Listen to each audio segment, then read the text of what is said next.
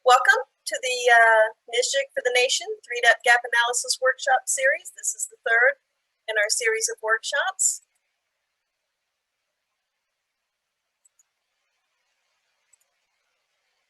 My name is Linda Wayne. I am the NSGIC Data for the Nation Project Manager, and with me today, along with some other folks, is Phil Worrell. He's the NSGIC Data for the Nation Project Engineer. Howdy. A few logistics for the workshop is being recorded. And as we go through, we would ask you at this time if you would please add your name and organization into the chat. We'll capture that. As well as during the presentation or during the workshop, please put any questions you have into the chat. And that helps us not only address them, but it helps us get back and consolidate that information.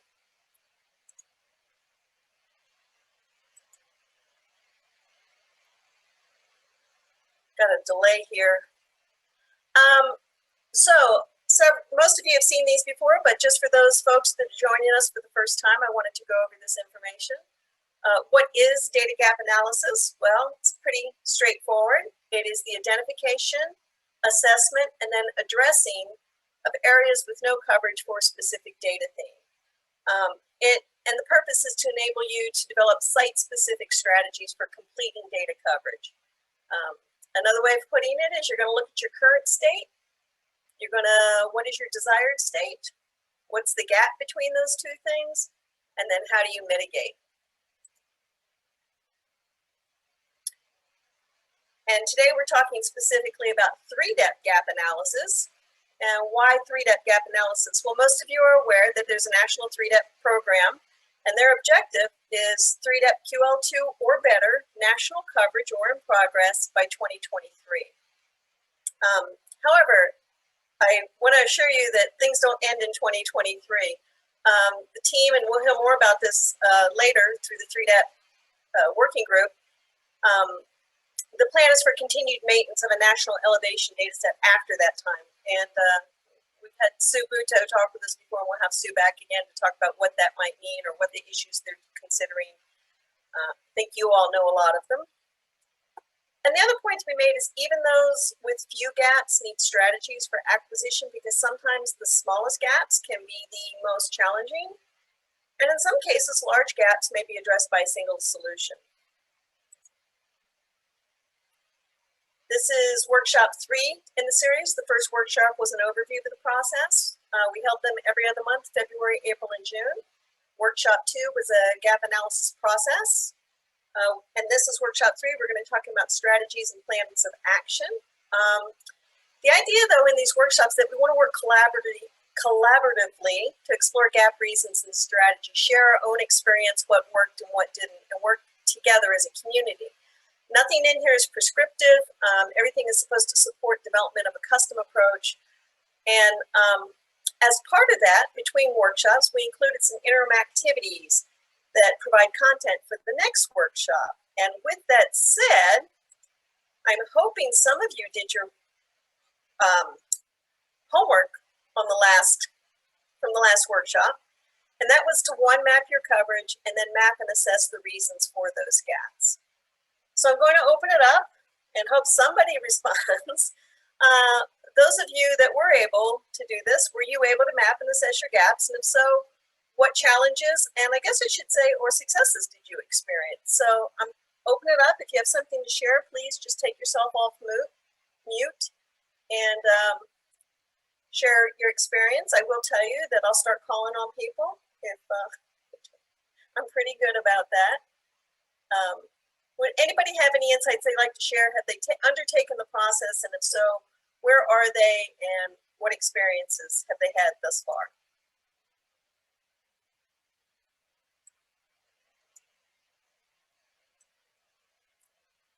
I feel like a teacher with a classroom full of kids who didn't do their homework.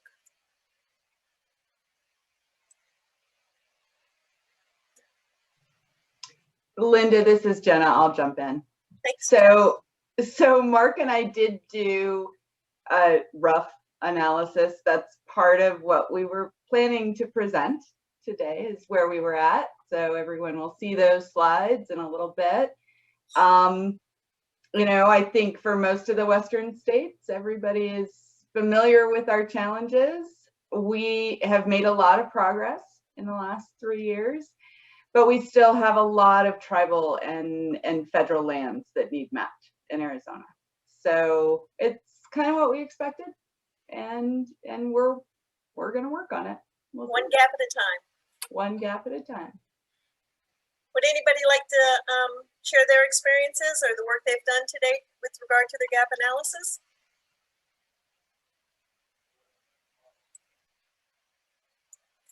All right, last call. All right.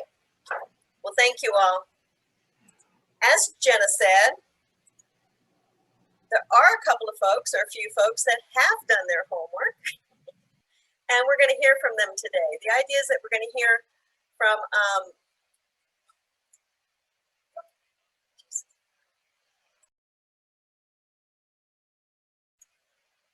we're going to hear from 2 states today, Jenna LeVay and Mark Cristiano. And Jenna is the Arizona Deputy State Cartographer. Mark is with the U.S. Forest Service with the CAIBOB. Is that correct, Mark?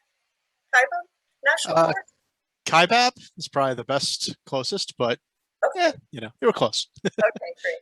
And also, let me just make sure, is Allison, are you and or Sean on the call?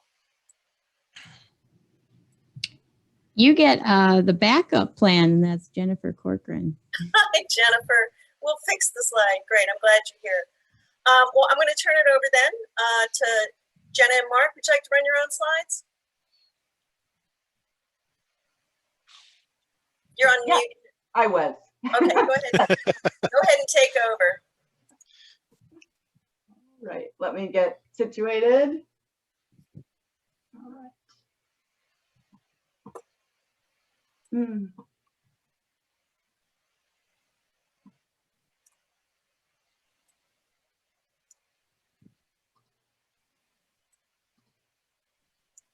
Okay.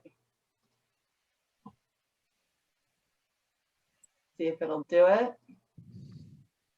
All right, I think I even got it right on the first time. Holy cow. Looking good.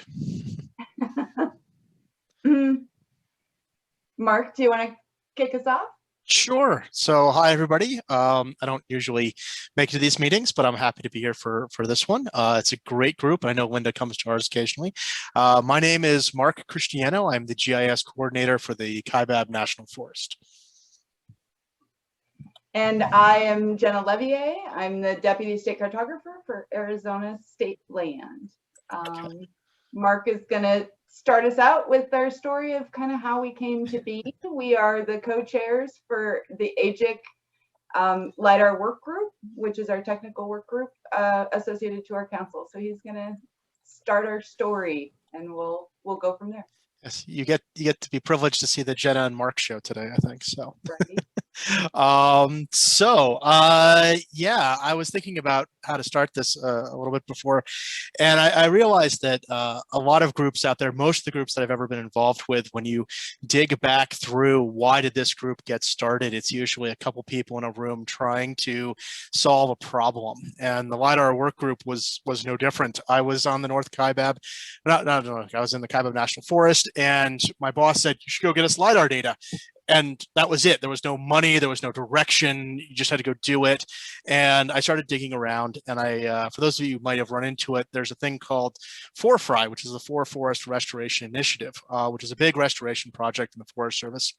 And underneath that, there's a monitoring group. And underneath that, there's a remote sensing group that works with the monitoring group. And buried deep at the bottom was this thing called the Northern Arizona LiDAR Consortium, which was this effort to get LiDAR data, but they hadn't met in a year. They had no money, no letterhead, no logo. They literally did not exist, and except for a couple people sitting in a room. So I convinced them to actually meet, and I managed to actually snag a little bit of funding, and suddenly we were slightly more than 4 people sitting in a room. And one of our members, Ann Anderson, sent out these letters to lots and lots of people saying, hey, the Northern Arizona LiDAR Consortium is buying LiDAR data. You should join. We should all work together. And instantly people started Googling us and trying to figure out, like, I've never heard of this. I'm sure they have a website. I'm sure they have all this stuff and are completely organized, which we weren't. We were 4 people sitting in a room, and I don't even think the room had a window. Like, that's how like bare bones we were. And suddenly we didn't know what to do. And I get this phone call from Jenna, who I hadn't met at that point, and saying, have you ever heard of AGIC? Have you ever heard of any of this stuff? And I said, no. And she's like, well, I have infrastructure. I have a website and a logo and a group and the email address of like every GISer in Arizona. So why don't we work together? And Jenna had the infrastructure and I had way too much enthusiasm, and together, before we knew what happened, the LiDAR work group was formed, which is our next slide. Poof, the 2018, the LiDAR work group is formed. We had a mission specifically focused on information exchange amongst government and tribal and private and nonprofit and all those goals that were up there, right?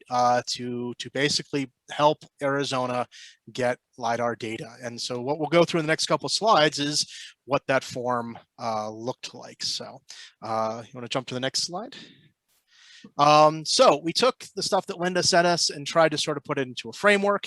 The gap reason, no central 3-depth state coordination. We leveraged AGIC and the LiDAR work group and the state cartographer's office. Difficulty identifying and soliciting partners. We have LiDAR work groups that we're going to talk about today, and we host annual events in the spring and the fall to help identify those partners. How do you get federal interest involved? Again, Jenna brought us the AGIC Council a lot. There's six federal seats, 8. I can never quite remember. 7. There's 7. I was split the difference, 7. So they're already there and we can bother them and we can write emails to them and they're already kind of involved. And then we can bring in, we have an Arizona National Map liaison, and we can do all this stuff to bring federal interests. And then finally, we can do active outreach to tribal GIS representatives. And again, those LiDAR work groups. So we're going to dive a little deeper into what those are. You want to jump to the next slide? What is our LiDAR work group? That's the backbone of how we do everything. We have our quarterly meetings. We have a spring event and a fall event. I'm going to talk a little bit more about that.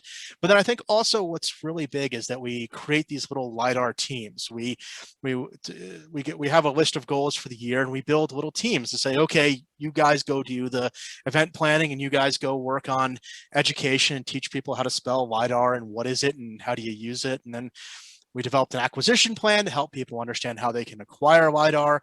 We've been building websites, and we even have a little website to help to show people where potential projects are happening or where LiDAR has already been acquired.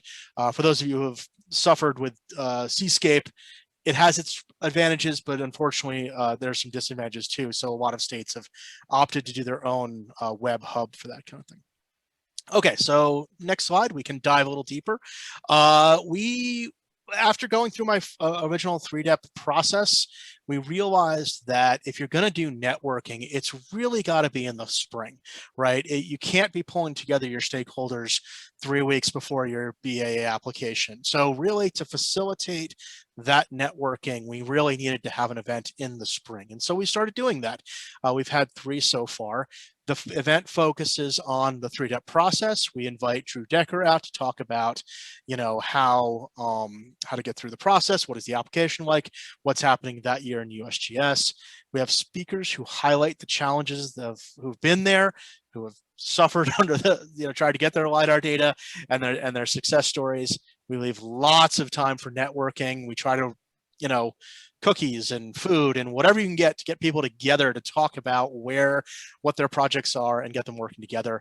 And then every year we always have a very popular BAA panel where we invite speakers where the audience can ask questions of the experts up there, and we try to make that panel broad. We have federal, state, local, and gypsy contractors up there to answer any questions.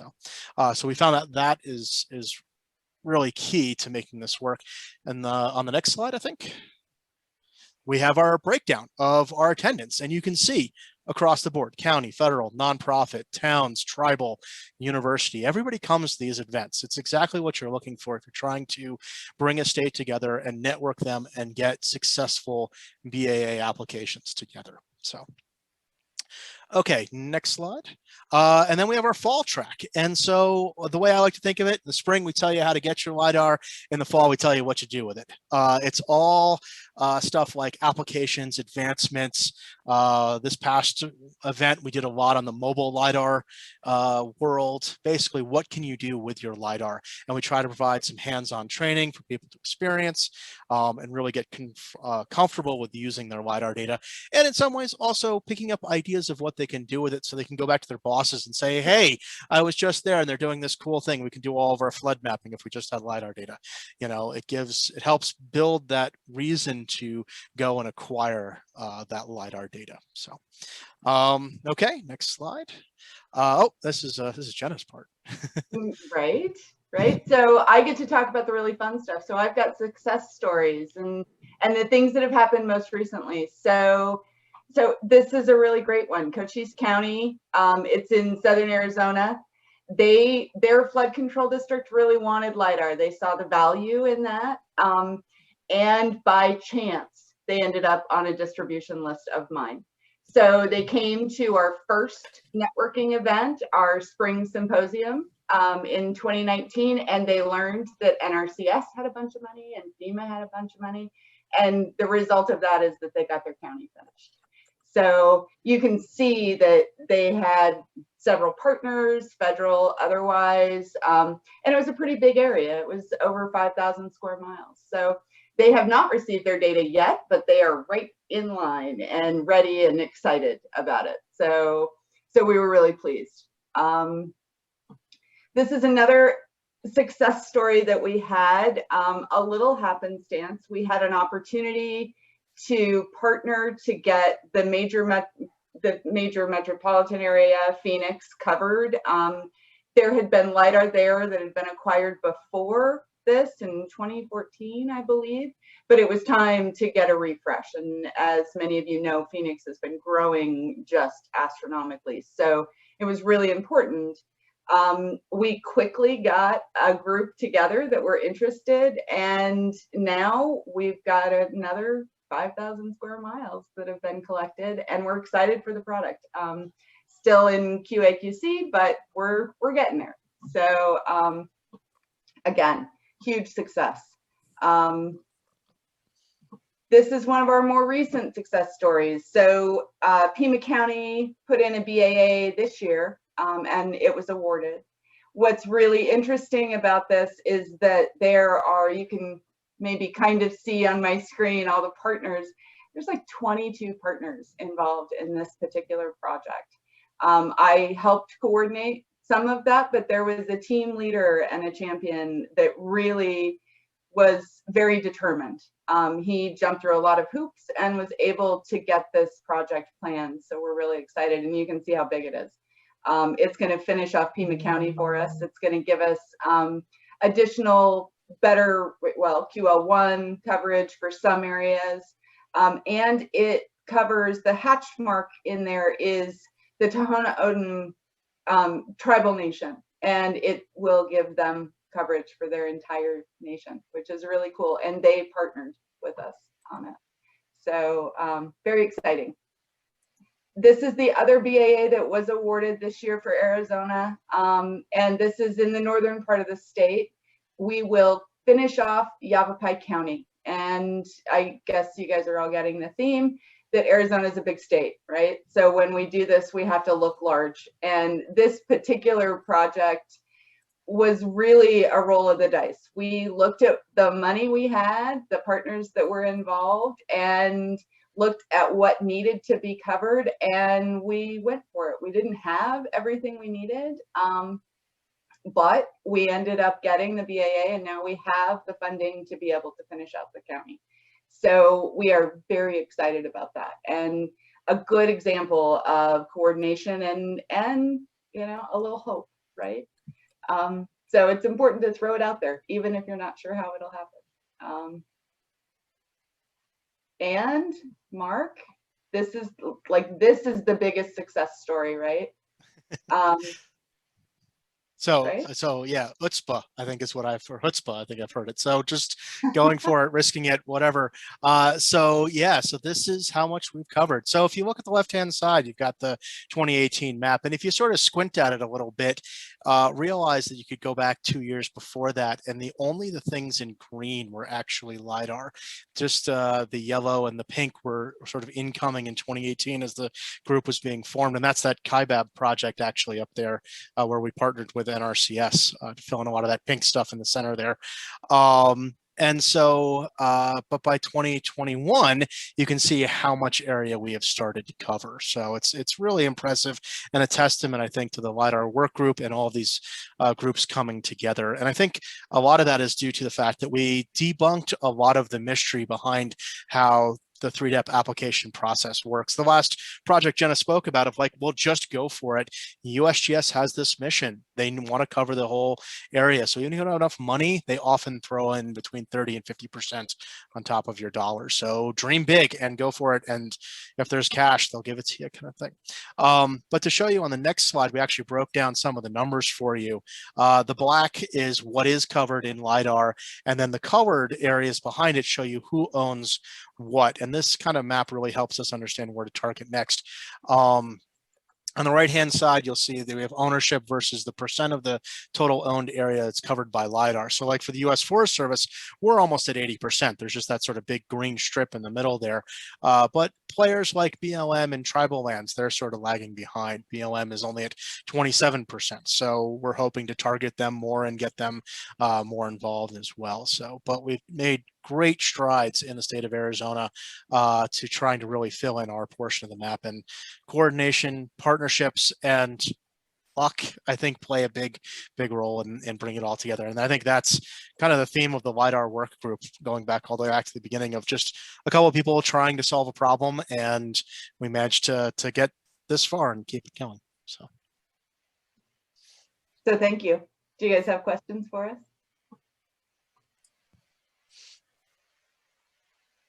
This is Phil. I put it in the chat, but I might as well just ask it. So do you guys have a feeling for, or how much was that initial dollar investment that got your state LiDAR group talking again? And because I'm guessing it probably wasn't big. And then can you estimate the funding dollars that have since resulted from, talking again? Oh, goodness. So we had nothing when we started. AGIC is entirely a voluntary group. It's all volunteers. So we didn't have funding. The infrastructure that comes with AGIC is limited. We do provide things like websites, that sort of thing, and administrative staff to put our groups together, to schedule meetings, etc. Well, they have me to do that. So that was the extent of the investment initially. And as far as how much funding has resulted, gosh, that's hard to quantify, and I hadn't thought about it. I mean, I could give you I know what the KaiBab numbers are off the top of my head. That's about it. I mean, the initial investment, I swooped up some year-end cash. That was $180,000 from the U.S. Forest Service. But that was not nearly enough to cover the amount of space that the KaiBab is. We're, rough estimates, if you called it $500 per square mile, I think it's like $1.5 million to cover the KaiBab. So 180,000 didn't go very far, which is why I immediately started looking for partners and wanted to work with 3DEP, right? So if you try to fund it yourself, you're going to spend a lot of money and not get a lot. The more area you cover, the more the cost of LiDAR comes down. So we quickly pulled in NRCS and DOD into our project, and that helped bring the cost down. And then on top of that, USGS gave us a fair amount of money as well, because there's a criteria that they log you under.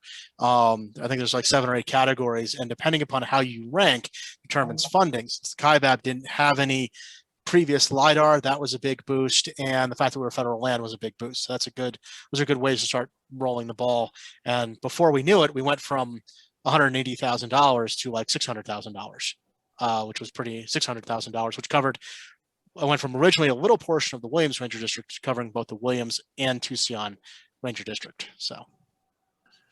Yeah, and I would say as far as the other groups go, it would be a broad estimate for me to see how much funding we put together, not including what 3DEP gave us. In all of the success stories I highlighted, we got a significant contribution from 3DEP and USGS. NRCS was also a big contributor.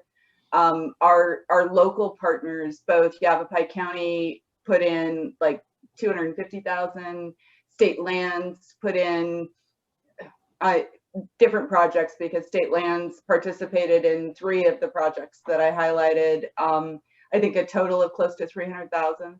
And I know the project in Pima County is pretty costly and did bring quite a bit of funding from the local partners. I'll have to look up those numbers, Phil, and give you more specific answers.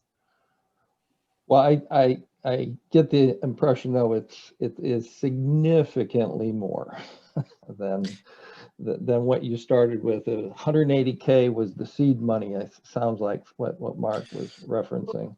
Sort of. I think the end result is that once one person steps forward, others can start jumping forward with little bits of cash. And that's where 3DEP really comes in. USGS can handle that. If I tried to contract that would be a complete nightmare. But if I can give my cash to USGS and then everybody else can too, then you don't have to worry. You can suddenly pool your dollars together and then they do a multiplication on top of that. So you don't necessarily have to think of, do I have enough money? You have to sort of partner together, and then you pool your money, and the cost of LiDAR comes down, and you get much more for your dollar. So, let's. Can I weigh in and just say first, can you guys go on the road and sell 3DEP for me? You guys are awesome. But I want to echo a couple things that you guys have said about the 3DEP program. Go big, right? Apply. Just apply, because we do want to know where you're interested. and go ahead and apply even if you don't think you have the cost share, because particularly as we move into the West, we understand those challenges, and we may negotiate with you, we may have to carve up your project, we may have to do some stuff, but we really do want to work with you. And the other thing is to echo what Mark just said about the return on investment. That's the whole idea of this. Nobody can do this alone. It's audacious to try to do LiDAR for a nation the size of the United States, and we can only do it in the way that we're doing it, where we partner together.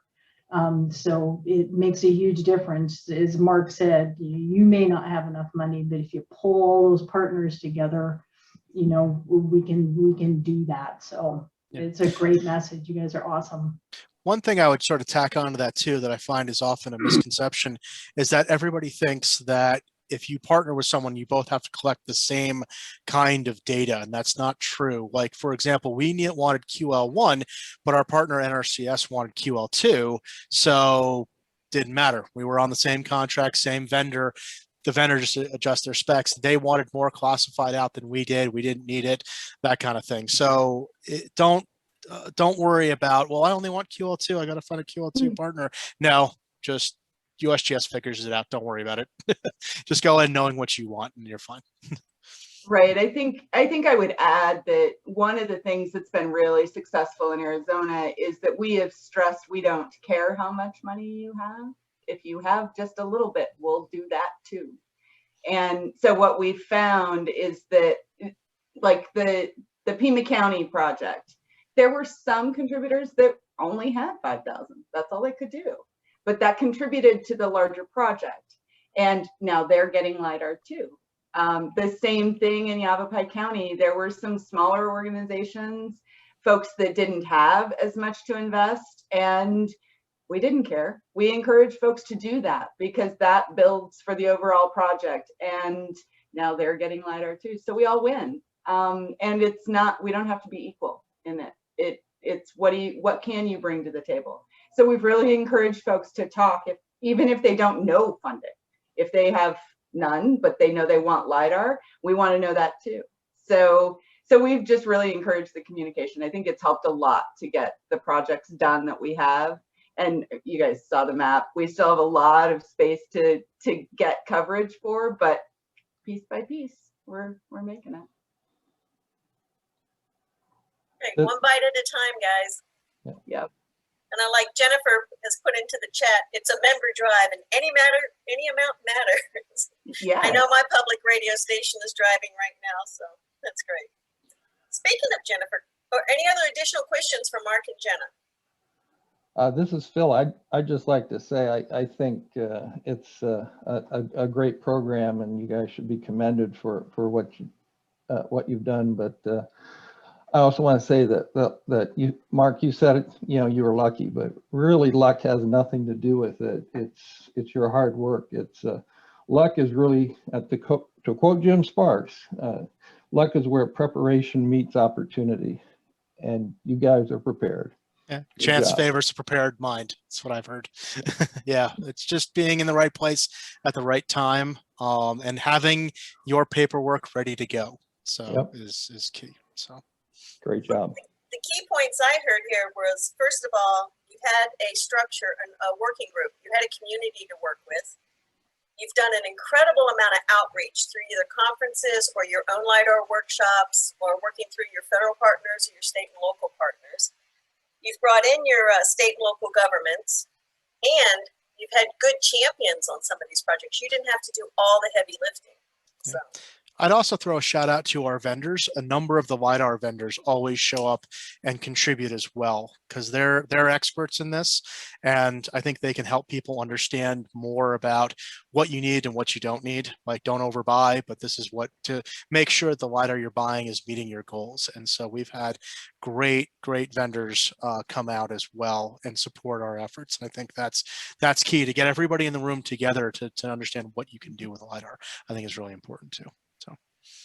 Yeah, and I think LiDAR is a great opportunity. I think one of the reasons that NSGIC is in this project is because being able to bring together the federal partners, the state partners, and the private sector partners into the same room to discuss and address these things has just been key to success.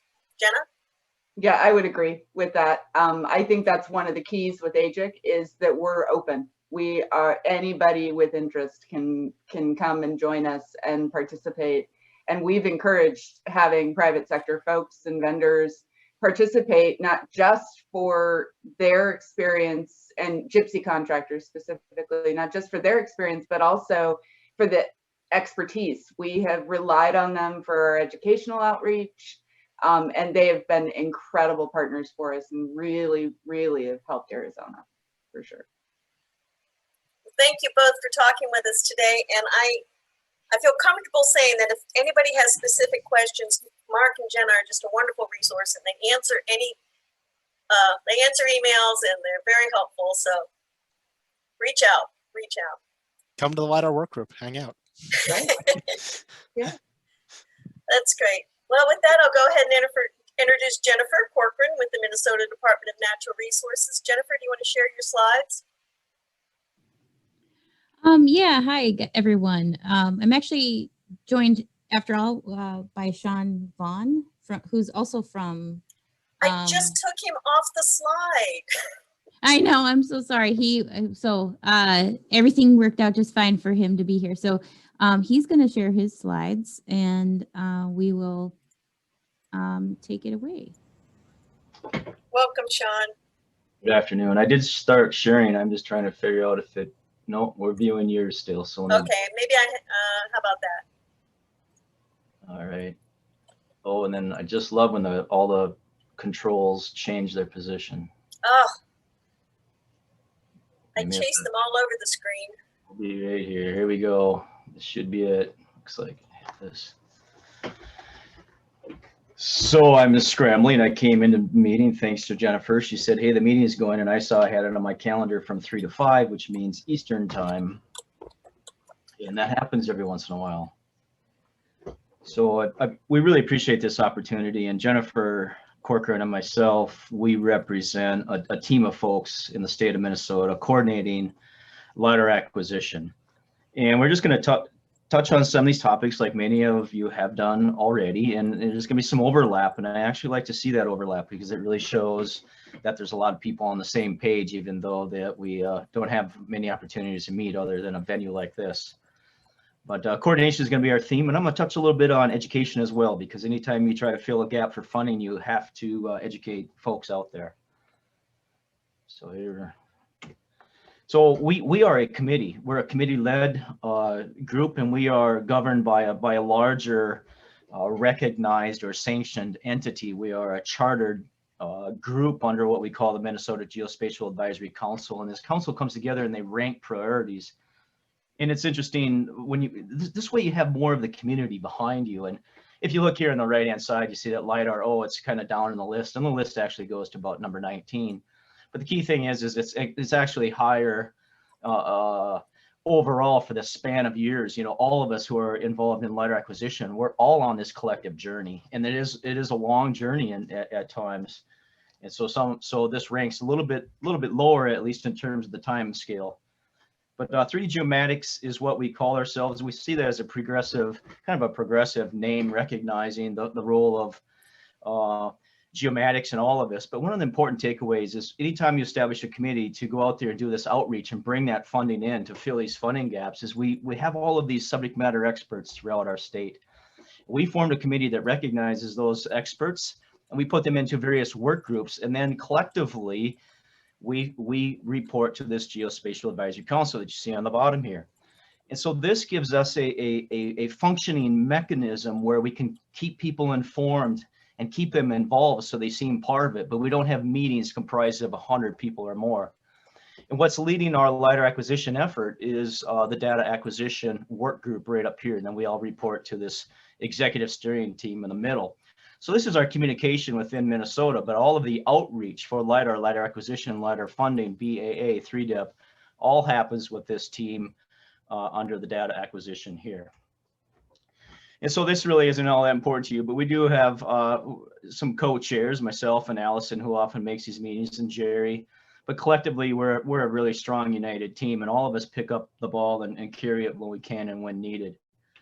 And one of our members, Joe Sapatel, as you just maybe saw a flash on that screen, he represents our county folks. And see, we recognize that if we're going to bring people in to fund this acquisition, we really need people in not only these different sectors of subject matter expertise, but these different government sectors as well.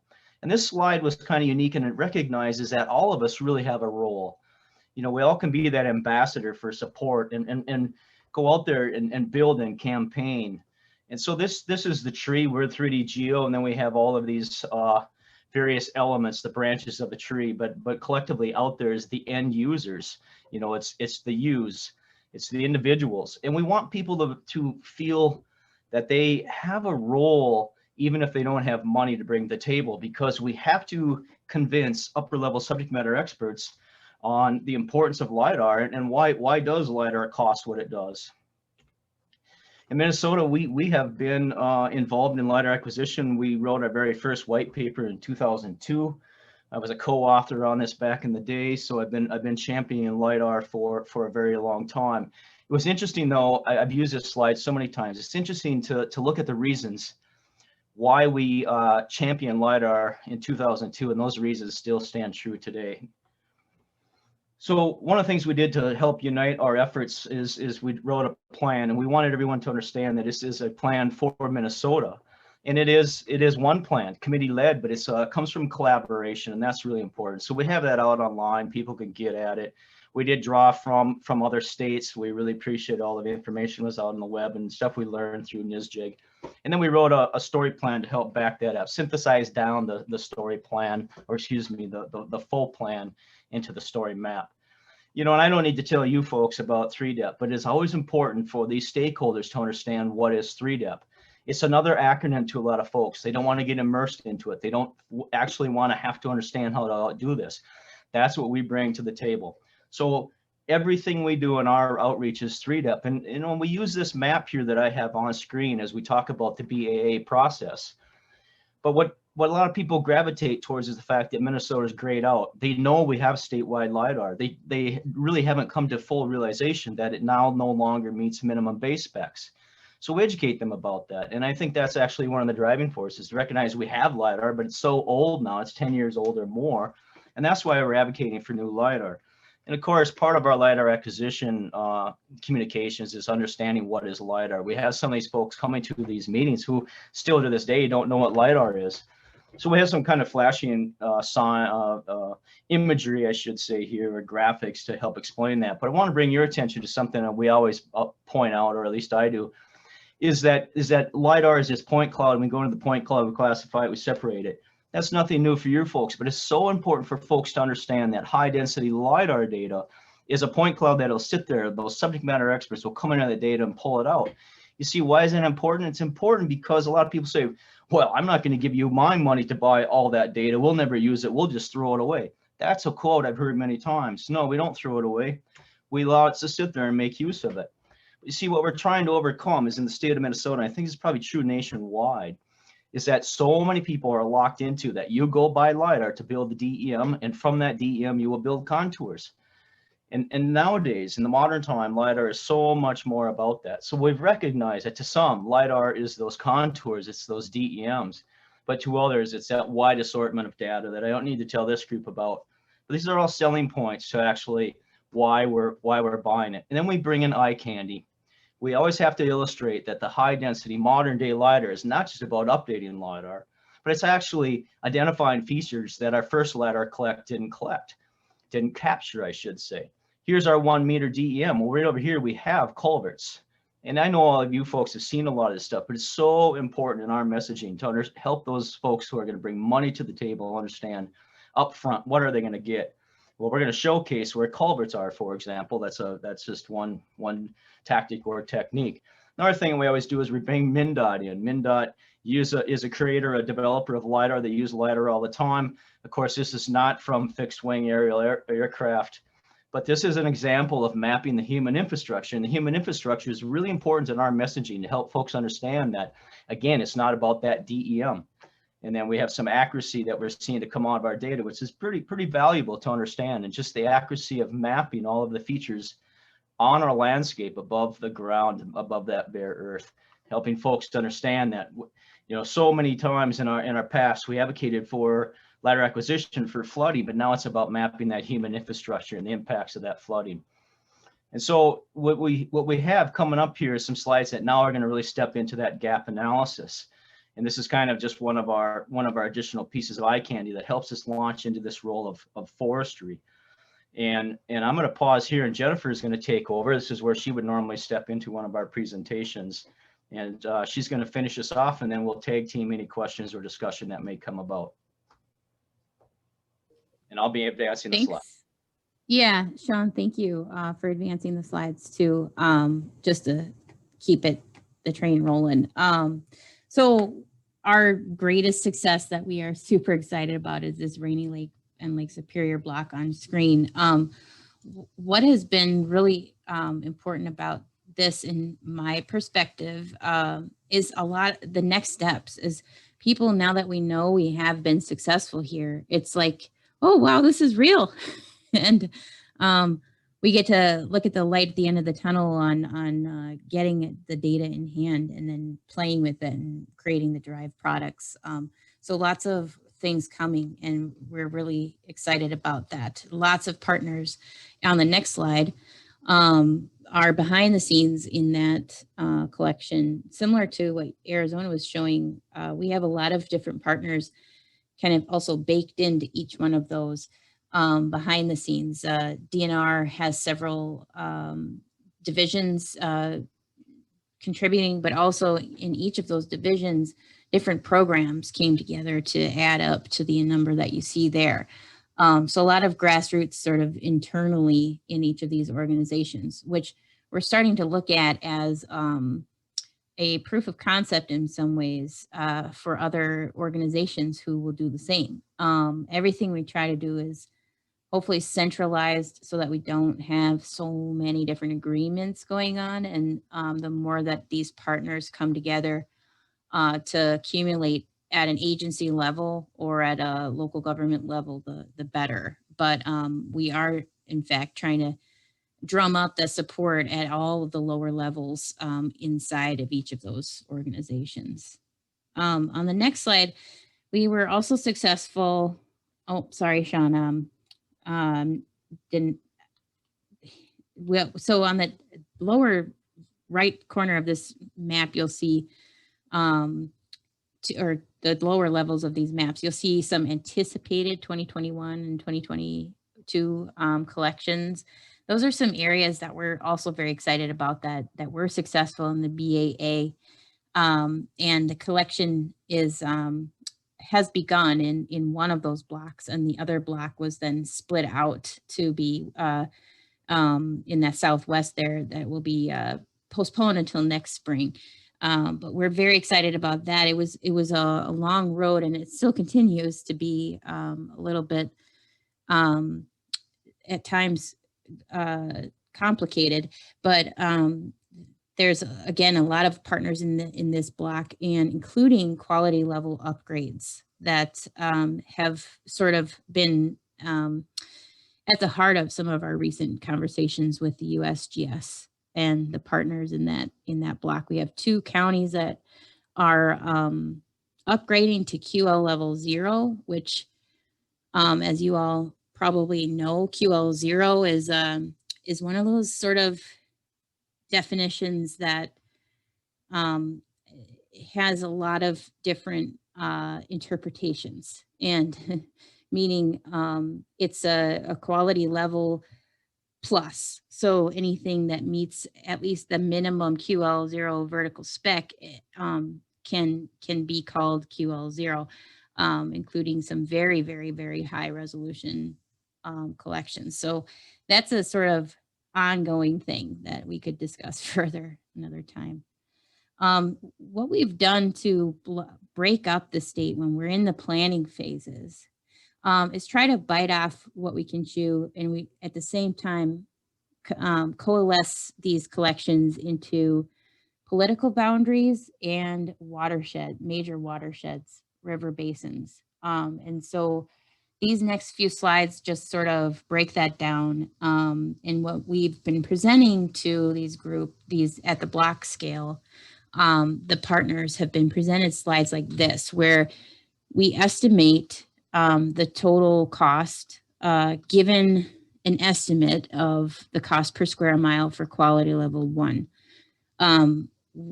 Based on last year's IGCE, we're running with a $330 per square mile estimate that we hope to refine every time we go toward a BAA, and we actually have the true area of interest in mind.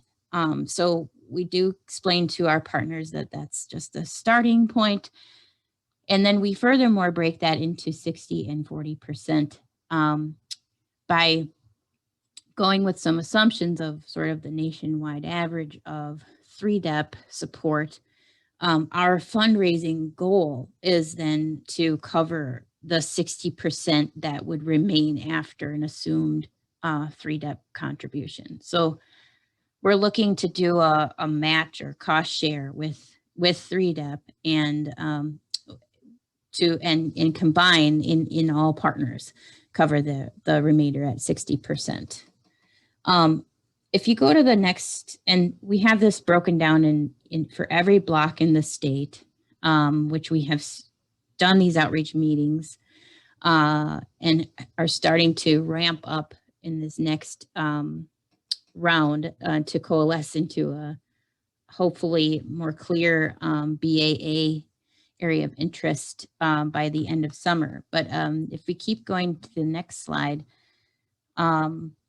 there's a way that we break down these one of the blocks at a time even further. So if we look at a block that we just presented to last week, or excuse me, yesterday, we presented to a partner in this block. We take that 60-40 breakdown and actually break it down further so that we commit to fundraising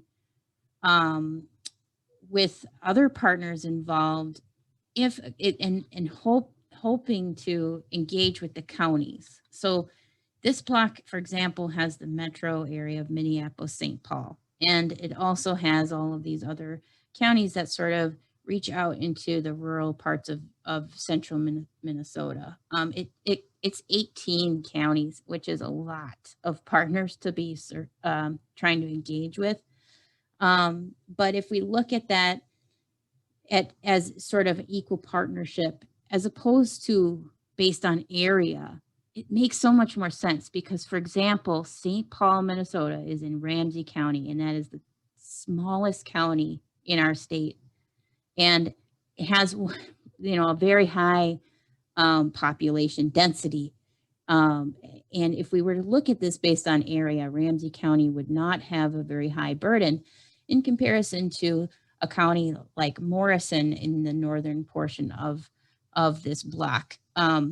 And so we try to look at this as a fairness factor. If all 18 counties in this block were able to contribute the same amount to reach 30% of the goal, then each county, we're asking them to please contribute $57,816. Any upgrades would be their responsibility from that number and would then be calculated based on the appropriate measures. But that is our ask to those counties. And the question is, well, who's going to foot the bill for the other 30%? And the answer is that's, state agencies, that's NRCS state office. That number is also likely to grow because we are unlikely to get partnership with 18 counties in this case. And so it's simply a goal and it's somewhere to start. And so that's kind of our approach in terms of what do we bite off? And this is like the motions that we're going through, chewing on what we're biting off. So with that, Sean, I think I'd pass it back over to you to add any more comments or elaboration. Thanks, Jennifer. And this slide just says how you can help. It's not for this group, it's from our presentation, but it's how we wrap up our presentations. How can that individual help? And that's what I was getting at earlier. The individual has a role, whether they have money or not. And I appreciate the way, I think it was Arizona who talked about how we'll take any money. If you saw from our slides, we also will take anything. We want to build those partners, and the basket will accept any amounts of money possible. So that concludes what we're going to update all of you today, and we'll entertain any questions or comments you may have. Thank you both. Very interesting. Do we have any comments? Questions? Sue, you mentioned QL0 and the definition of QL0. How frequently are you looking at QL0 data collections in the state? Did you mean Jennifer? Oh, Yeah. I'm sorry. Yeah, I did. Sorry. But I was thinking of you, Sue, because we just talked about this. Can you repeat your question one more time? I'm sorry. You mentioned QL0 and the definition of it, or kind of a minimum definition of it. I'm just curious how many of your partners or contributors are interested in QL0 versus QL1 or 2? Well, like right at the moment, I would say it's 3 partners, I believe it is, who are thinking about it or asking about it or actually actively getting the data collected.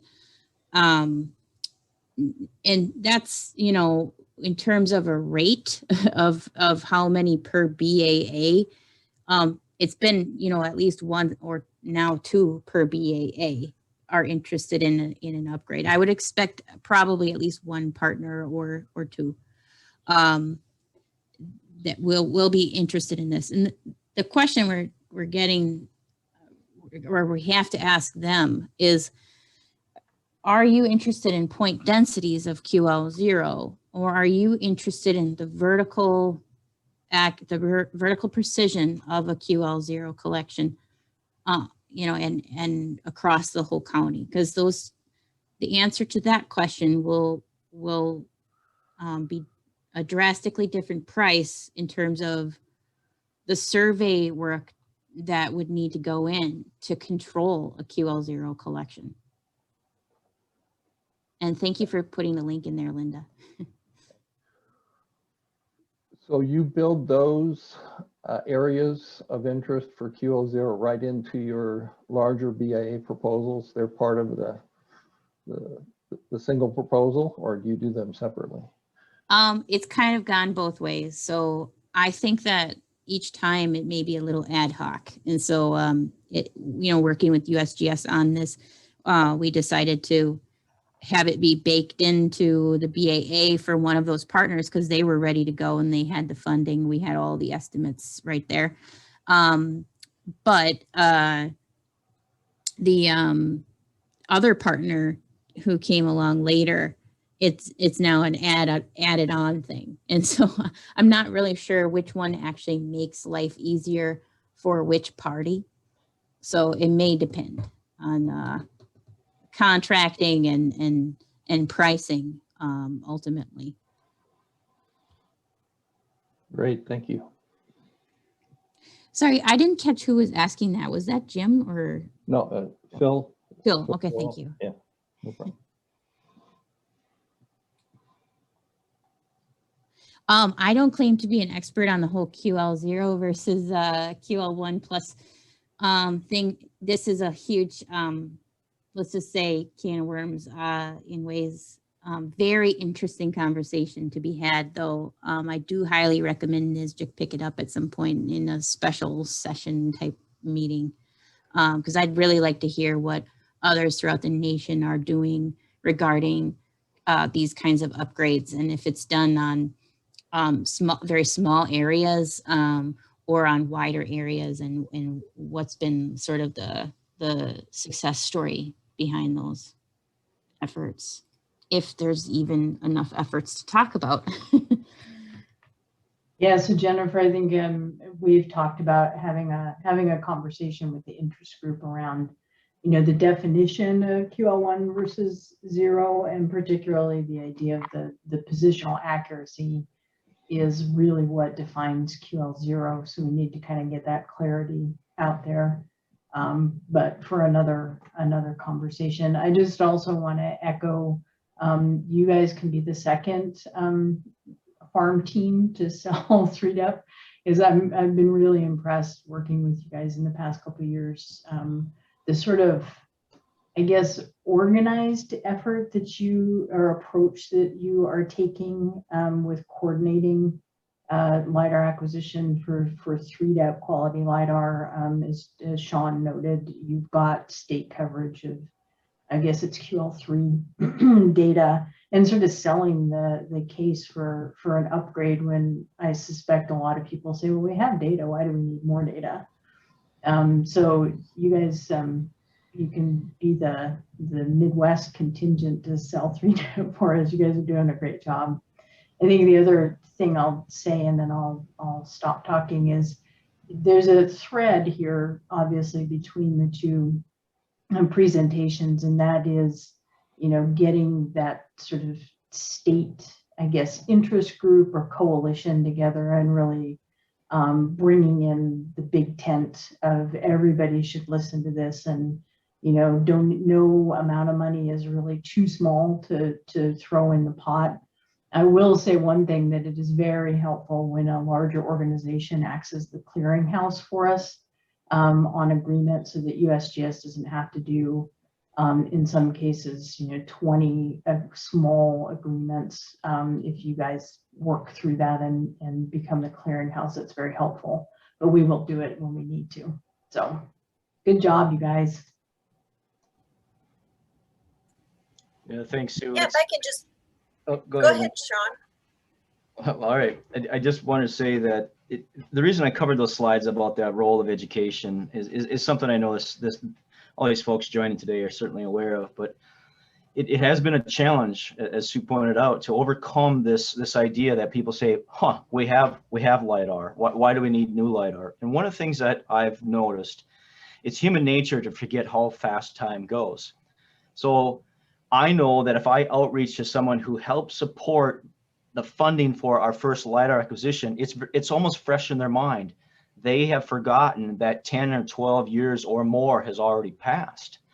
And so we have to really almost begin with just helping them understand the time frame of what we're talking about, remind them that we're all 10 and 12 years older, and so is our LiDAR data, and then begin from there. And then we have to educate about what's different about today's LiDAR data, what has changed in the technology. Why are we seeing prices that aren't cheaper, but actually are more expensive? People think that costs are going to come down because technology does that. So that's that role of education, and that's where we begin a lot of those conversations. So thanks for recognizing that, Sue. It is a challenge. I'll stop there, Linda. If I can build on Sue's comments, the first thing I wrote down is, I'm looking at strategies you were using and to inform and educate. And that was throughout your presentation. You wanted to keep people informed and educated, down to the point of giving them cost estimates and maintaining those numbers and refining those numbers. The other thing I was really impressed with is we talk about maybe focusing on a geophysical issue or region, making things issue focused. And you've already obviously done that. You've got strong interest from your forestry community. But I was also impressed that you were able to address, we always talk about geophysical and socioeconomic, but by combining your watershed and your political, or trying to work to create those areas based on watershed and political boundaries, you've really brought that geophysical and that socioeconomic to the forefront. I also really value the fact that you're using your grid system and you are doing status monitoring at all times. You've got a good picture. You can relay that to people where we are, where we need to be. And of course, you've obviously engaged your stakeholders at all levels. So we're going to talk in a minute. We're going to see some of these strategies in a minute. Phil's going to talk about strategies for addressing the gap. But I just wanted to kind of comment on how you're reinforcing some of the research that we've done. I just want to add one thing, and that's something that's been coming into clarity is the need for the updated and higher resolution product DEM for orthorectification of photography. I think that now that people understand a little more about the connection between that DEM and photography in terms of post-processing and keeping photos up to date is great, but you can't really orthorectify them in an up-to-date way unless you have an up-to-date elevation data set. So getting through to the people who use ortho photos and throughout these local communities has seemingly been a pretty interesting, or it's an effective new cohort of folks who can speak up to, like, hey, this is important for quality data of other types. The connection of those two seems to be really, really important to folks, and it's speaking to, I don't know, it seems to be getting through to them more now than before.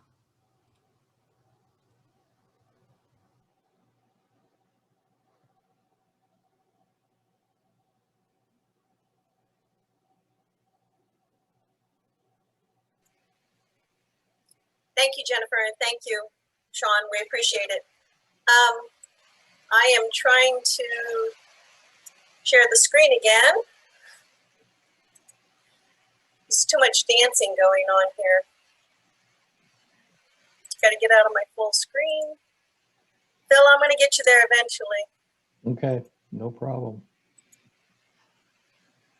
Every time I exit full screen, it goes back again. So,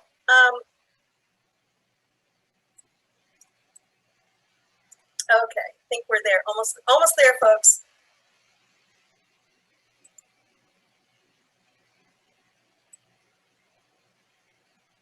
You think after all these months we'd be really good at our choreography.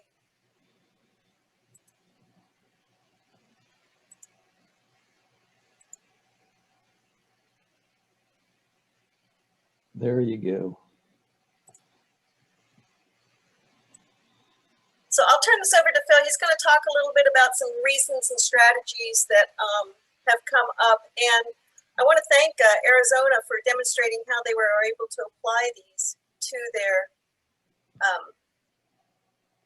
work. I also will put the link to this document. This is a living document, and I'm going to put that into the chat. We're going to encourage you to add comments now and or later. This will be distributed. And with that, I'll turn it over to Phil. Okay, thanks, Linda. Well, and we've already had, I think, 5 or 6 items from the conversations that Arizona and Minnesota just presented that we can immediately add to these lists, Linda. So we will do that after the meeting. But Linda started developing this 3D gap analysis strategies document, and the next couple slides are a couple tables from that document that we wanted to share with you guys and have a little discussion with you all on flushing this out. And there's really 3 buckets we're going to look at. The first one here is lack of funding, then we're going to look at lack of support, and we're going to look at coordination challenges. So 3 buckets of putting in, trying to compartmentalize our gaps and then start to discuss some possible approaches and strategies for addressing them. So, you know, looking here at lack of funding, these are you know, low-hanging fruit in many of our cases. You know, lack of funding is kind of the first thing everybody talks about, but it comes in different flavors. It comes in from states, from local. You might have funding, but you're in a different budget cycle, or you don't have the coordination capability to pull the funding together. And so these are fairly common problems, and we're trying to come up with some fairly, I think, generic and common sense answers. And these answers and these gap reasons have all come from our previous meetings that you guys have contributed to. And so as Linda has hopefully shared the link in the chat, we would encourage everybody to open that document up and either now or later add some ideas to it. But for the case of state funding, obviously a champion of some nature in state government is always a good thing to give a solid foundation for the program. And especially if you're dealing with different budget cycles, that if you can come up with a funding pool that is not tied to fiscal year spending for you to squirrel that money away and keep it until you are ready to spend it on a BAA proposal or a 3DEP project, that's one way to crack this funding nut. There are others, and we're going to have a discussion here at the end for additions, ideas. Next.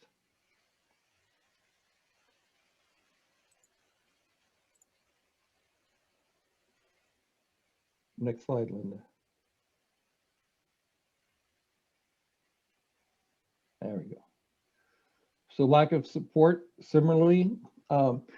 One idea is stakeholders don't see a business case for participation. We hear that, but we also saw some great examples today from Arizona and Minnesota on how to solve that problem.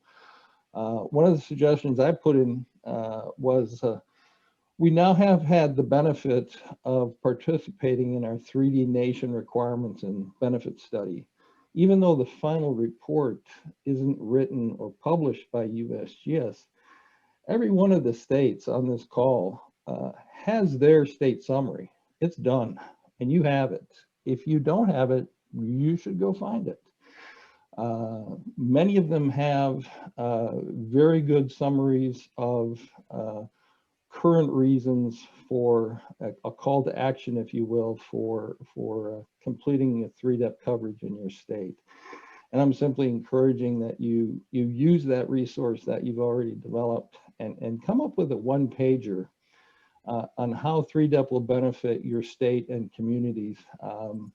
And you can even flavor it, make a couple different flavors of it. But this is listed under lack of support, but there's no reason that this wouldn't be your number one go-to tool for talking about lack of funding or talking about coordination challenges. My camera just fell. Hello. Velcro. Anyway, so there's a whole big list here. Let's see, I've got 5 minutes, and I wanted to keep us on schedule. I wanted to have some time to actually converse. So I'm not going to read all these, but you guys can see them here. Let's go to the next one, and then I'd like to open up the floor for some conversation, especially based on everything we've heard so far today. Coordination challenges, same thing. If you're not have the luxury of a central 3-up state coordination, you need to get it, even if it's taking it by proxy as opposed to by appointment. You know, easier to ask for forgiveness and permission sometimes. You know, if you end up calling a meeting and people show up and you start moving forward, that's all for the good. You know.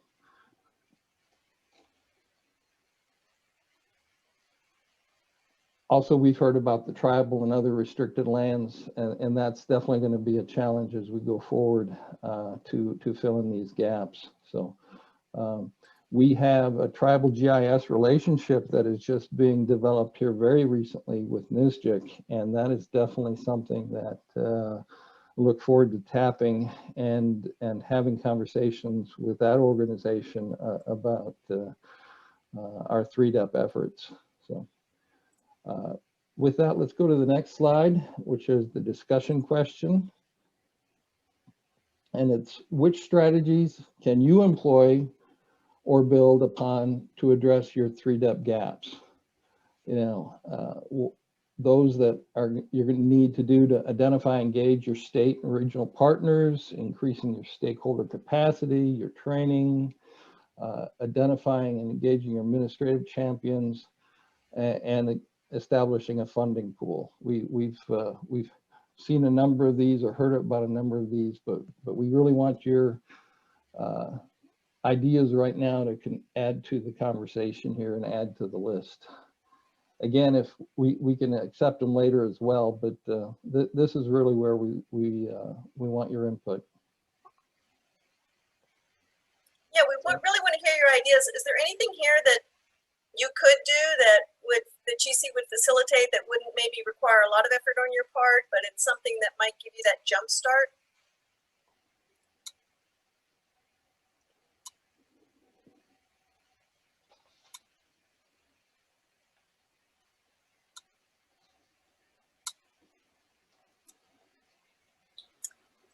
Yeah, this is Nate Roth from California. I think that second one, the stakeholder capacity, is for us maybe not the key one. I mean, funding is always key, but one of the elements we've gotten pushback on is that we don't have enough people that can really make use of it to make it make sense, and broadening the number of folks that we have that can grab the data and start to do something really useful with it out of a point cloud really helps strengthen our ability to get the return on investment.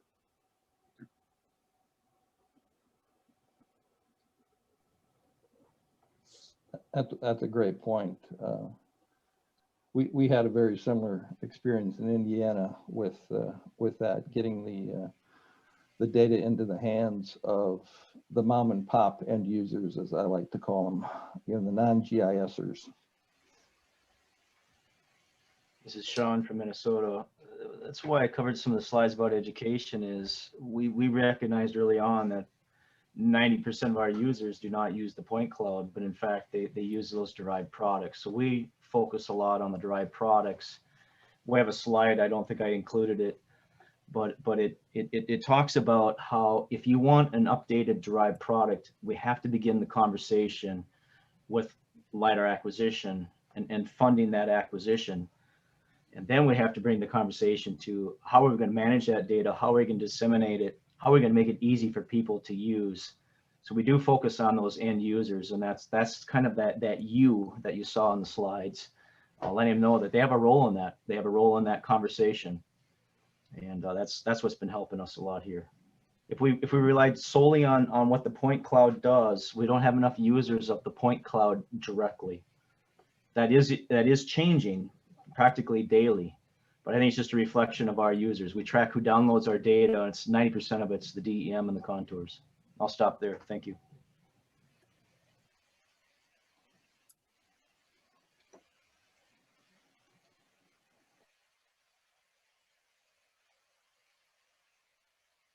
Any other comments or observations?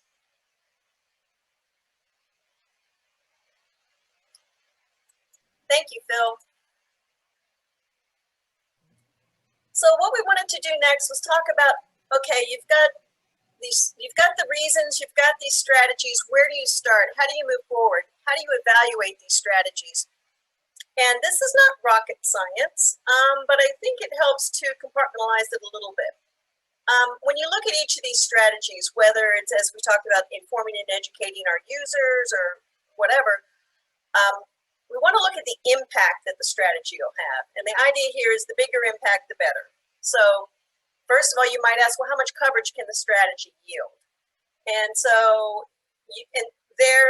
one of the strategies is if you engage your local and regional governments, you're going to get bigger, better coverage, right?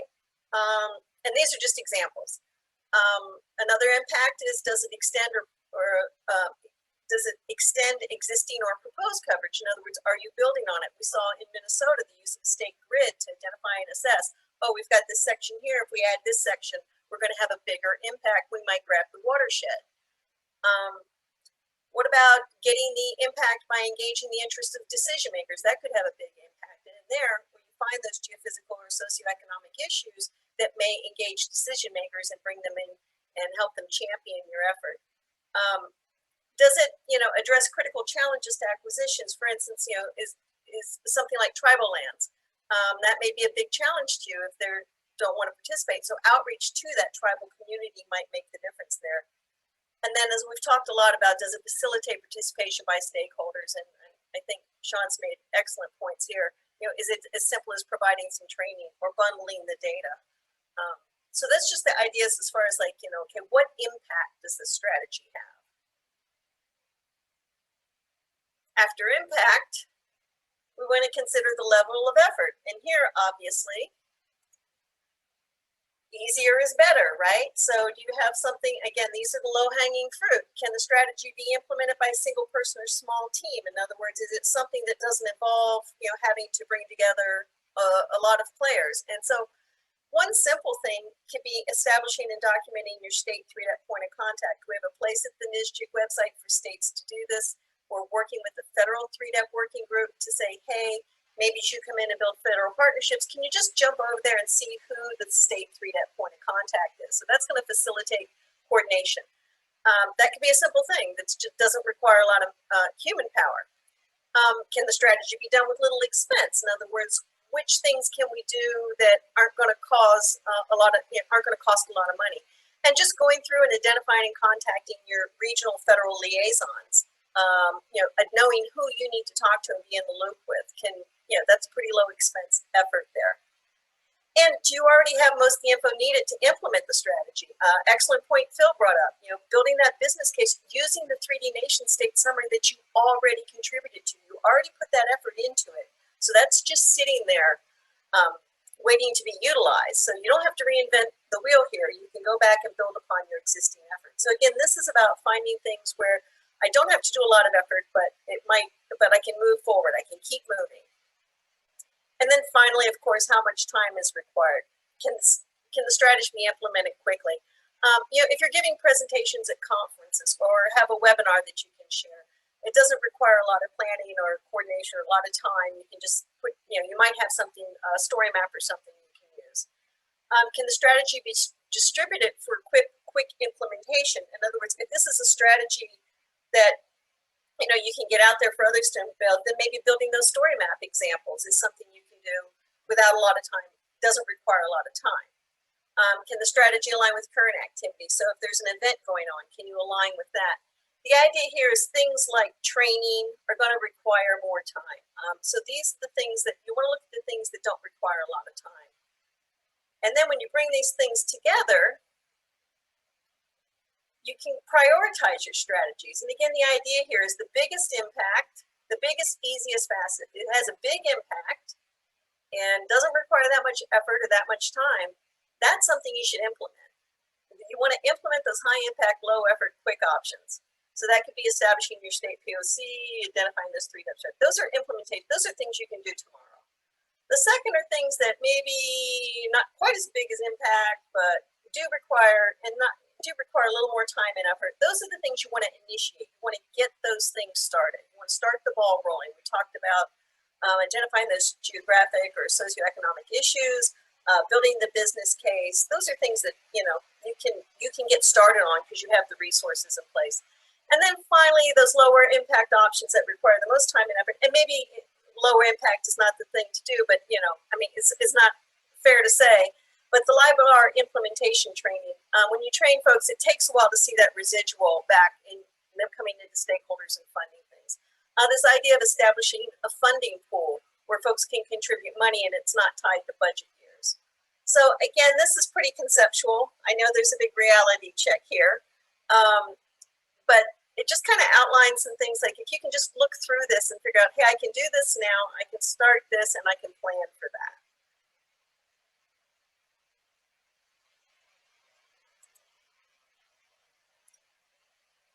Well, let me go back for a second. Any questions or comments on this approach? Again, as I said, I know it's not rocket science, but it does help to sort of lay it all out there. Let's see if we have any comments. This is Sean from Minnesota. I think what benefited us immensely here was something you pointed out earlier is the establishment of the team. The implementation, it's easy to build those teams, but really the team has to sit on a foundation. You have to have expectation and roles defined. And I think that is easy to start to launch. But what's hard, at least was hard for me in the beginning, was making the team relevant in the eyes of the decision makers so that when you go to them, they are going to respect what you have to say. And so that's something I invested a lot of time in. The formation of the committee that I illustrated earlier was really something that I made my personal endeavor. I wanted to change the strategy on how we organize people around bringing new LiDAR to a large state and a diverse state like Minnesota. So a lot was put into that. I guess I'll stop there. I just wanted to emphasize that as a very important role from my perspective. Actually, Sean, I'm really interested when you talk about make the team relevant and you get a lot of forethought and planning. Can you elaborate on? Was that trying to get a diversity on the team, or was it trying to get folks who? What made the team relevant? Well, first of all, when we talk about something that costs as much as LiDAR, we have to get the time. We have to get some time from the highest level decision makers all the way down. One of your previous slides illustrated it was in the impact, I think, and talked about these decision makers. Well, they are at all different sorts of levels, but the highest levels of decision makers, their time is very limited. And if you're just an individual that has an idea, that's not going to get you enough time, and it's not going to be taken with enough value from those highest level decision makers. So when we formed a team, but I worked hard to establish it as a chartered committee under this umbrella of this other and larger and more recognized organization called the Minnesota Geospatial Advisory Council. Very, very well structured, very well recognized and organized group. And then that starts to lead to some more of that credibility. And then you bring various people in from these different sectors and then they know people who know people, and you start to build this this recognition of a team that's actually set out to accomplish something. We can put all the best presentations together in the world, but you just have to gain that credibility. Hey, here we are. This is what we're going to do. And this year is when we saw our greatest amount of recognition. The reason is because LiDAR, well, actually was being collected. And I've actually had some very long-term, very close colleagues approach me and other team members and say, wow, you guys are really doing it. We didn't think you would have the ability. And of course, we didn't do it alone. You know, it was under the umbrella of 3DEP, and if it wasn't 3DEP, we wouldn't be making this happen. But it took all of those people in that whole chain of all interacting and holding these meetings. And then, like I said earlier in my slides, letting know that the individuals, you have a role. I would just go tell people, I need you. I need you to tell the people that you work with, the people you report to, when you have an opportunity in a regional meeting or in a conference to talk about this need, because all of the end users, the GIS specialists, talk about the need for updated spatial data, but they don't carry that message up high enough. So it lays down in the trench where all of us are working with outdated data. I needed to empower them to take on the responsibility of carrying my message, our team message higher. And that's what we've done. That's very interesting. So if I'm hearing you right, you kind of built upon an existing infrastructure with clear responsibilities. Yes, absolutely. And then you see, once you do that, then you're tasked with giving updates to this umbrella entity, this Geospatial Advisory Council.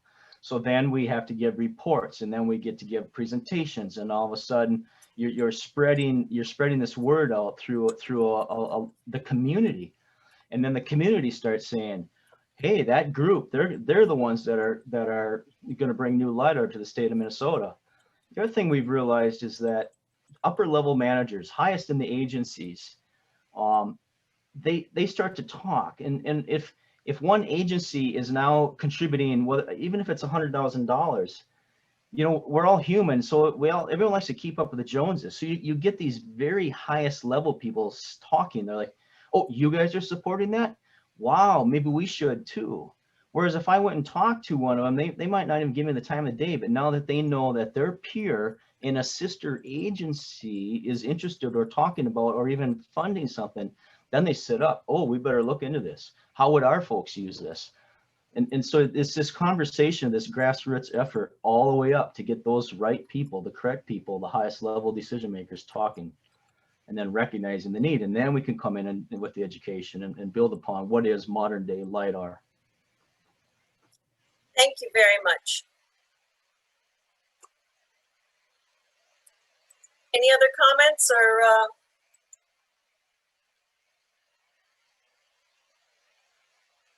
All right, just a couple of slides then more. I wanted to talk about, so you get these strategies, you prioritize them, and then what's your plan of action? How do you bring this all together? Well, there's two options. There's a formal and an informal plan. And if you want to do a formal plan, then you have to have a goal, you give a little background, you document your process, you outline your tasks, you do roles and assignments, you do schedules and milestones. You guys have done this many times. But that is one of the options. And when you have that formal plan, as Sean was saying, you not only have a resource to go to these decision makers, but you've got accountability, and you've shown your structured thought, and there's reporting, and all those things come into play. So that's one approach, is building a formal plan for closing up your gaps, for completing statewide coverage. If that's more than you're able to take on at this point, then you can always do an informal plan. And the informal plan is more task centric. You know, you want to outline the task, you want to describe them based on the priorities, you'll focus on the roles and assignments and the schedules and milestones. This may be a Gantt chart, which of course was part of the formal plan, but it may be as something as simple as just some task tracking. You know, here's the task, here's what we're going to do, here's who's doing it, and here's when we need to get it done. So I guess the point here is, for the planning component, I mean, if you're going to go through and analyze these strategies, if you're going to prioritize them, it can be as formal or as informal as you need to be. The idea is that just need to put one foot in front of the other. You just need to go. So in a nutshell, and the idea here is just move down this list as you're able. First of all, you want to map and assess your gaps. Where are they and why? If you do that, that's a great first step. Then when you come up to the BAA, you've got that information in front of you. Secondly, you want to engage stakeholders. So whether that's state and regional folks or federal, if you just get that far, that's awesome. You're having a dialogue. Your federal partners know you have interest in an area. You're making things happen. And then thirdly, if you can develop and prioritize those strategies, we talked about biggest, easiest, and fastest, that gives you a starting point. That's step one.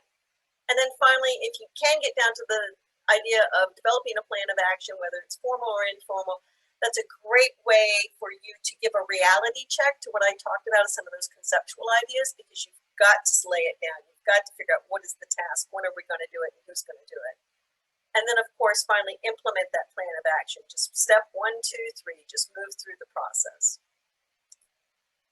So that is sort of our gap analysis in a nutshell. I did want to mention that those of you that are familiar with the NSGIC 3-Step Planning Guide, we are going to update it this year with some gap analysis information and some of these resources. So again, your contributions to that document, no matter if it's a comment, a content, or whatever, is greatly appreciated. We'll put that draft document out for your review and input too. But we're trying to, again, our focus on this project is how do we assist the states in moving forward with their state coverage. So we hope you found this helpful. Now, with that said, you guys have been so great. Well, I guess I should ask, are there any additional questions, comments? You're quite grouped today. Not used to that. I'm sorry, I'm just checking up on the chat here. Dr. Abdul, did you want to elaborate on your comment?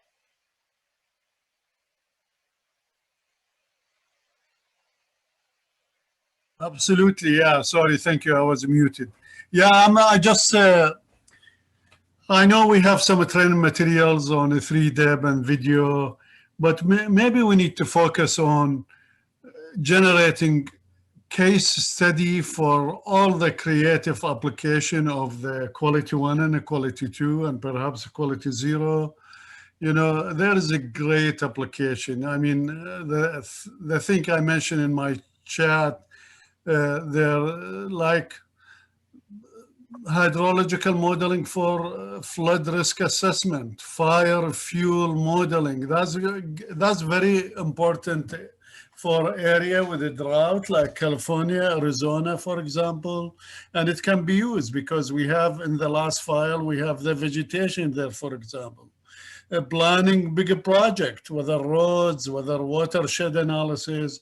So just the things we can attract more user to the program, to 3DEP. Thank you. Well, thank you. And NSGIC is in the process of collecting 3DEP case studies. There they are. I'm gonna ask Phil when he gets a chance if he can put that link in the box. That's a great point. We're trying to build a library so folks can come in and learn. I'm interested in forest applications. I'm interested in, flood assessment. I'm interested in the quality levels of the data and how they're being applied, as you mentioned. So please, if you have information, please, again, I'm going to bother Phil to go get that link. Please contribute your information to those case studies. We agree. I think showing is learning. So thank you for your comment. Any other comments or questions?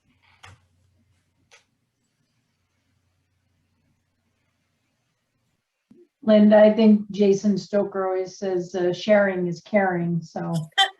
And when I think of sharing and caring, I think of Jason Stoker, so. Exactly. Thank you. All right, guys, you've earned it. Thank you for hanging in there with us, and thank you to our speakers. But now, it's time for 3DEP trivia with Sue, but this Linda, time we're going to have a little different. Linda, I just wanted to mention, I just posted. Phil, did you want to comment? Phil, you're on mute.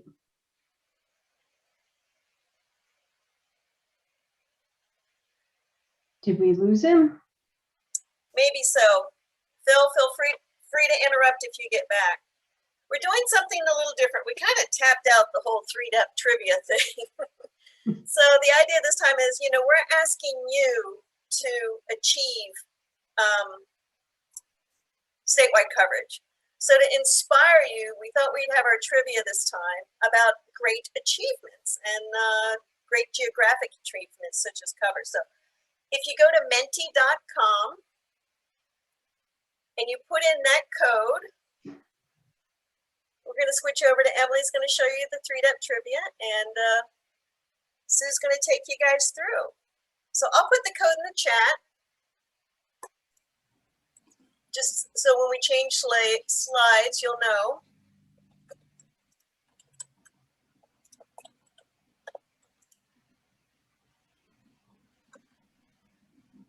That does say how much I appreciate you, Linda. You give me the fun stuff to do. I like it. Oh, you get plenty of meetings where you don't get to do the fun stuff. So I get a lot of not fun stuff, that's for sure. All right. I'm gonna pop the trivia up on the screen then. Got that up and going. All right, how does that look? looks fantastic. Awesome. It's always a gamble with a slideshow.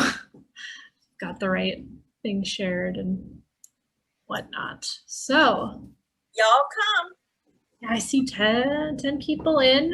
Feel free to hop in at any point. I'm gonna start the countdown on the first question. Hopefully I have the right screen selected. Perfect. And I'll say while we do this, we edited some of these. So I'm reading from a document. Ernest Shackleton set out his third expedition at Antarctica. How far did he travel in a small open boat to help find his stranded men? That went so fast. It went really fast.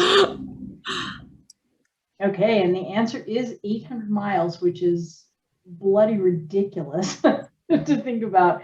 And I'm going to, in the chat, paste the story of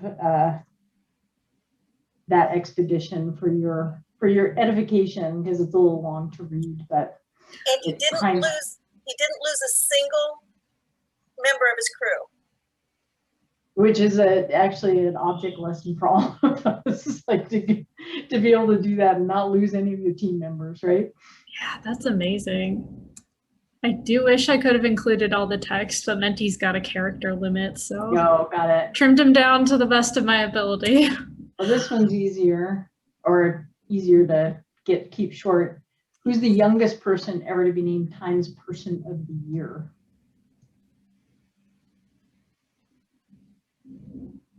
Bart Simpson. I didn't know. You guys. Aha, it's Greta Thunberg.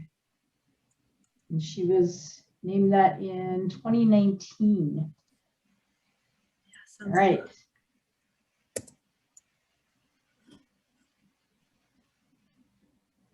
So Lewis and Clark did not achieve which of the following during their exploration of the Louisiana Purchase territory? I wasn't able to include all of the information on the second option there about producing an official description and maps of Northwest U.S. regions not in the Louisiana Purchase or something like that. Good job. Anybody who knows their watersheds understands there's not a continuous water route from Missouri to the Pacific. I definitely learned new things putting this trivia together. I know. Captain James Cook was one of the only men in British naval history to rise from enlisted seaman to captain and to take command of his own vessel. Prior to becoming a captain, he rose to prominence as what? Oh, you guys are good. I did not know this, so talk about learning something new.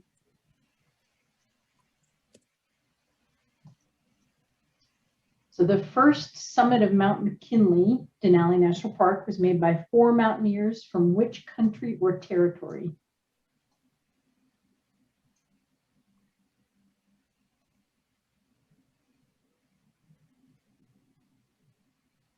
Oh, nobody got it. Alaska. Alaska was a territory at the time of the summit.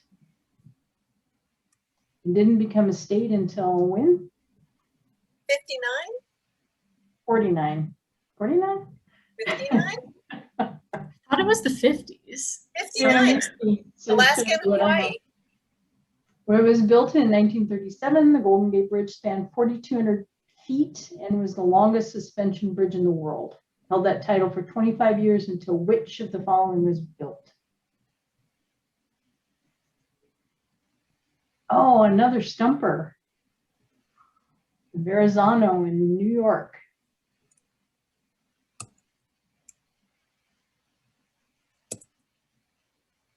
So while not the most direct route, Route 66 is heralded as the mother road because it links small towns in the US with major cities such as Chicago, Tulsa, and Albuquerque. Where did the nickname come from?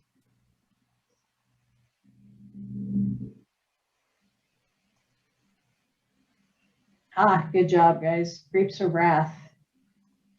Readers and cartographers in this group. Thank you, high school English class. And the invention of a geographic coordinate system is generally credited to whom? This is a good one. Cartographers in the group.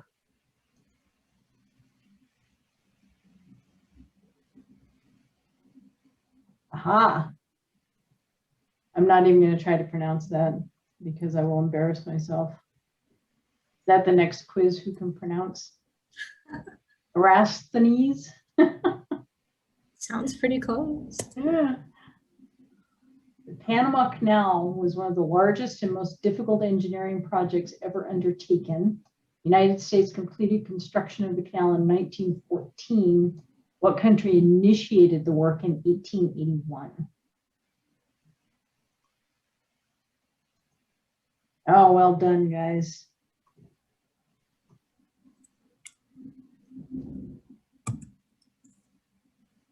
All right, we're rounding the corner here. In 2019, explorer and businessman Victor Vescovo broke the record for the deepest dive ever. What did he find in the deep? Oh, God.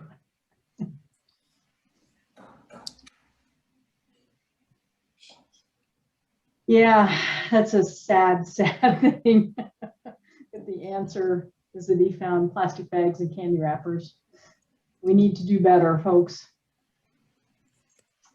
The U.S. Fish and Wildlife Service established the National Wetlands Inventory to standardize the mapping of national wetlands.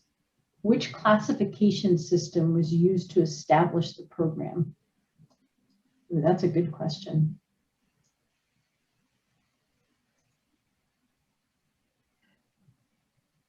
Oh, it's a tie. There you go. Unified Soil Classification System is used by NRCS for soil mapping, no? I thought sure it was Budo Funk. That's funny. Yes, we're developing a new classification system. Could you tell I couldn't find a fourth option?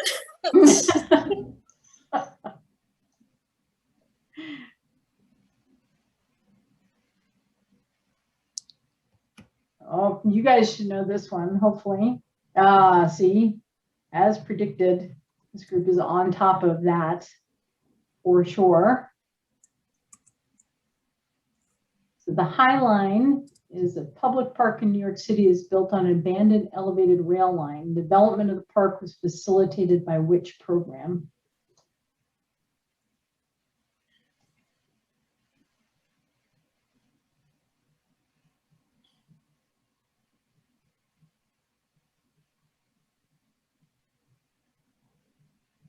Oh, Whoa. Dead tie. That's amazing.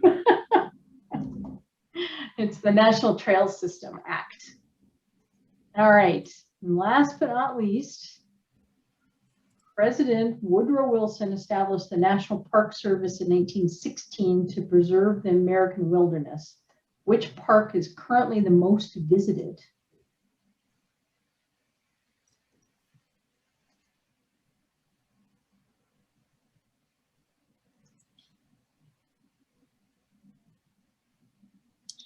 See, that would have been my answer, is Yellowstone, but it is the Blue Ridge Parkway.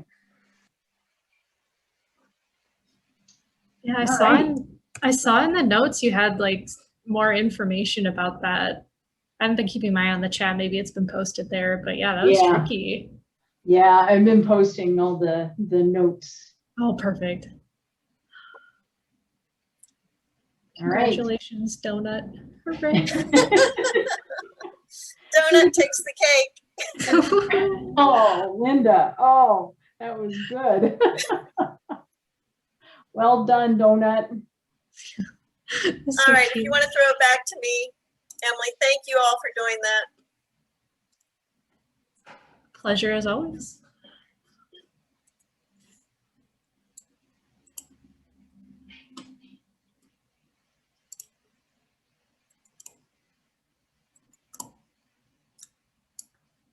Well, thank you all for joining us today. We appreciate you taking the time. We especially appreciate the states that were able to share their information with us, and we always appreciate the dialogue and the insights.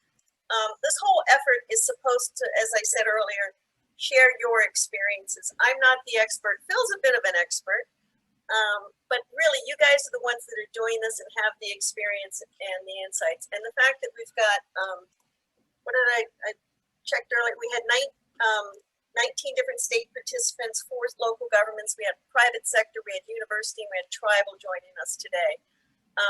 That means a lot, and I hope that we can continue this effort. Thank you, John Sheehan. John Sheehan and I used to do metadata back in Louisiana a long time ago. Sorry about talking about the chat.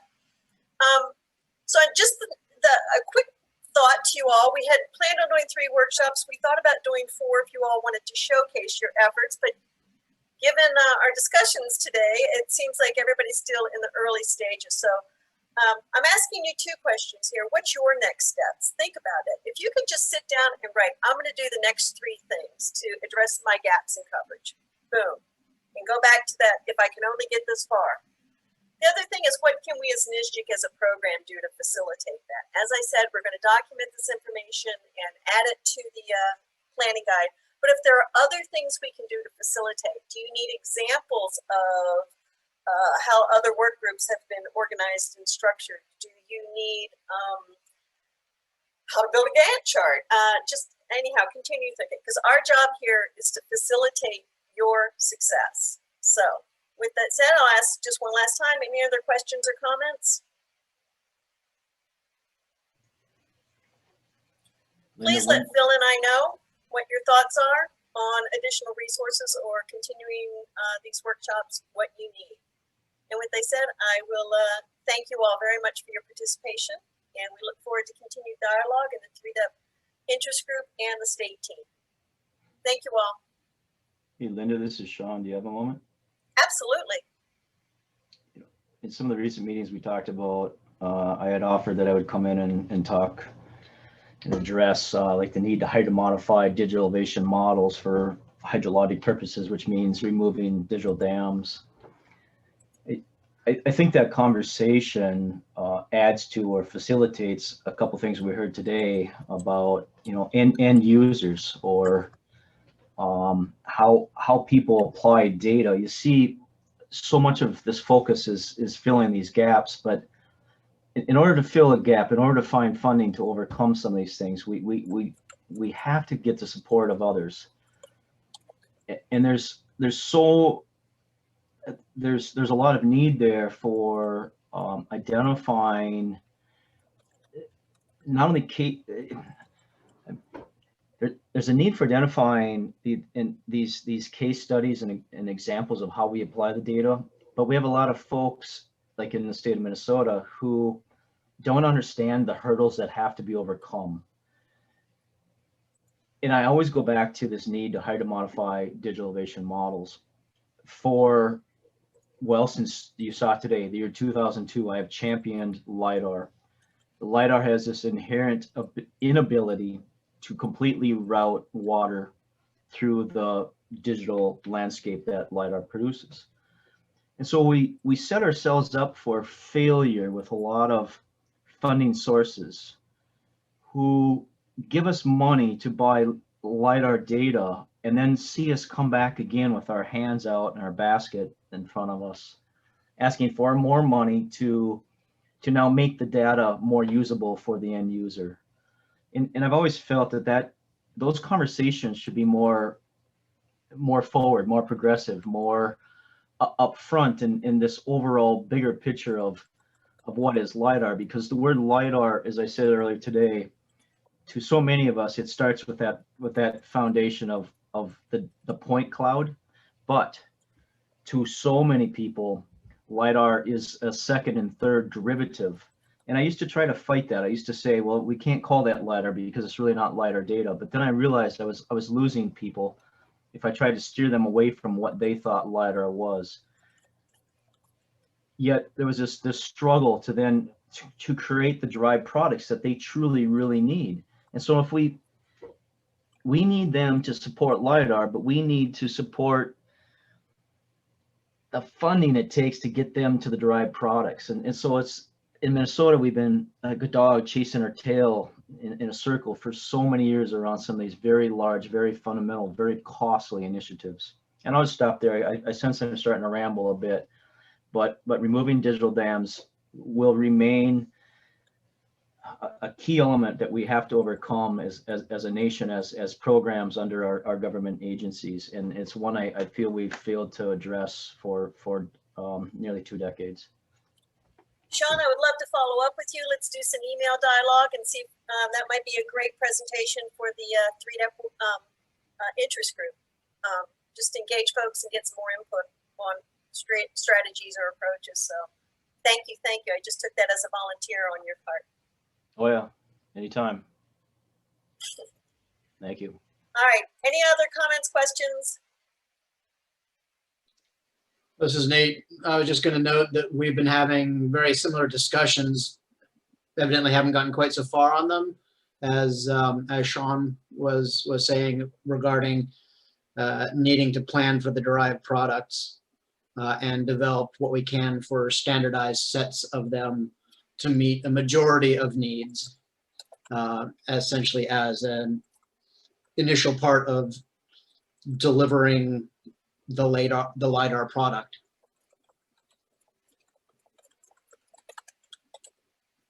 All right, yes, excellent. I mean, good point. We need to be up front. The derived products need to be part of the initial plan, right? Yep. All right. Well, again, thank you both. That's perfect timing. We're at 4:54 Eastern. Again, I thank you all for taking the time. We hope this has been useful, and let us know where we need to go next. And again, please take that time to sit down and think about where you need to go next. I want to especially thank Phil and Jennifer and Sean and Jenna and Mark and Emily for her help, and Sue, of course, for keeping us all on track. So thank you all. You're welcome. Thank you.